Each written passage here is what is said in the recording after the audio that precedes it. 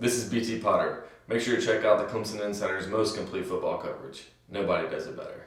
All right, welcome back to TCI Studios. Davis and Robert here to talk about 2 days of camp.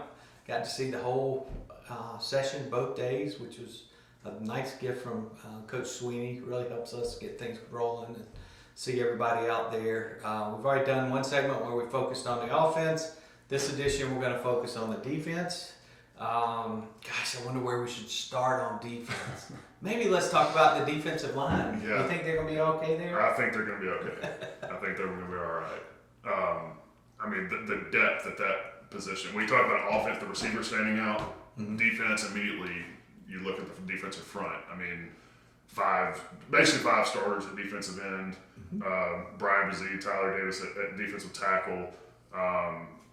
I think said they've got 7 guys that started somewhere on the D line. Yeah, I mean, that group should be maybe the best defensive line in the country this year. I would say at worst top 3, just in terms of sheer talent and depth. Now, obviously, you need to keep that depth intact during the season. There's going to be injuries, things are going to happen. But I mean, if there's one team that could withstand an injury or two up front on their defensive line, it's Clemson, and not a whole lot of teams have that luxury.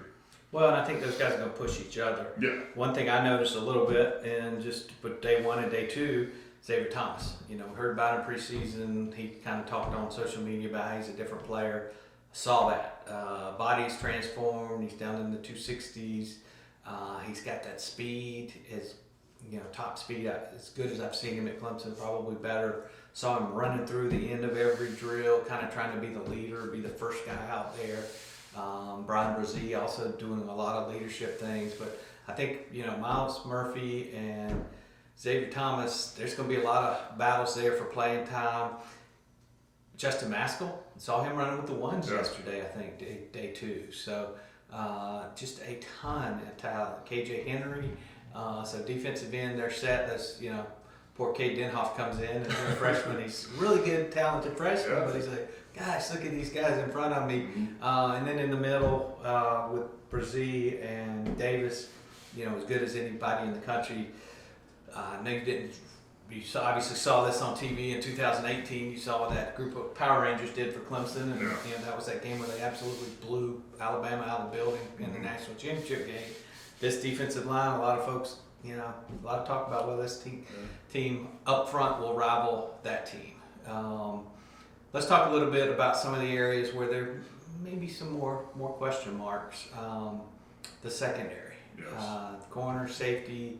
Obviously, anybody that watched the Ohio State game knows there were folks running up wide open all over the field in the secondary. So, and Clemson's lost some players. Obviously, they'll face one of them, Kendrick, when they battle Georgia.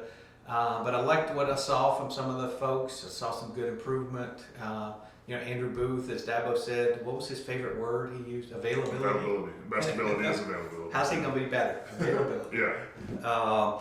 He looked good out there. He and Ngata were going kind of head-to-head a couple times yesterday in the one-on-one drills and some really good battles there. But again, he's got to be able to be available and do that consistently. Who are some of the guys in the secondary that you noticed?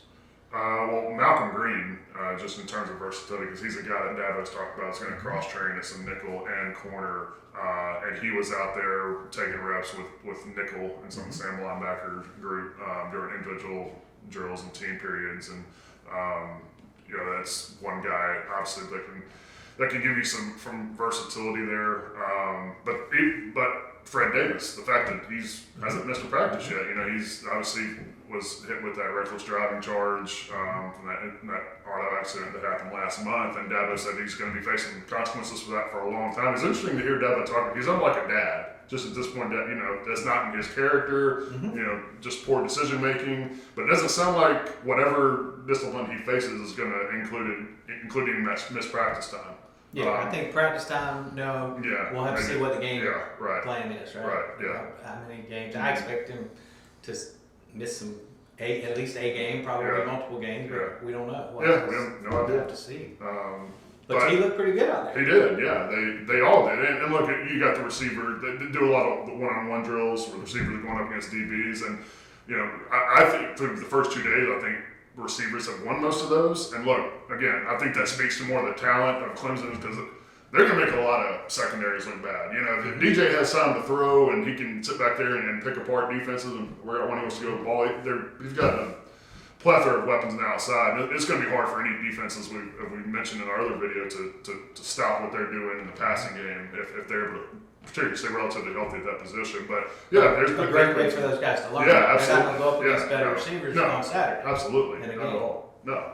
So, yeah, and what I was trying to notice, exactly what you said with the secondary, and the same thing for me with the linebackers, just were they in the right position, right? You might not always win that 50-50 ball against the Clemson receivers, but are you there? Yeah. Or did the receiver run a route and you're over here and they're over here? And most cases, it looked like they were in the right places. There were some. I still some concerns I saw where, you know, they just got beat on the route, things like that. And I know that's something you mentioned to me yesterday, is like the coverage in the middle of the field, particularly at the linebackers, is what's that going to look like. I have seen Brent Venables sometimes pull some of those linebackers aside and seems like really getting in their ear about, you know, maybe a missed assignment or whatever it is.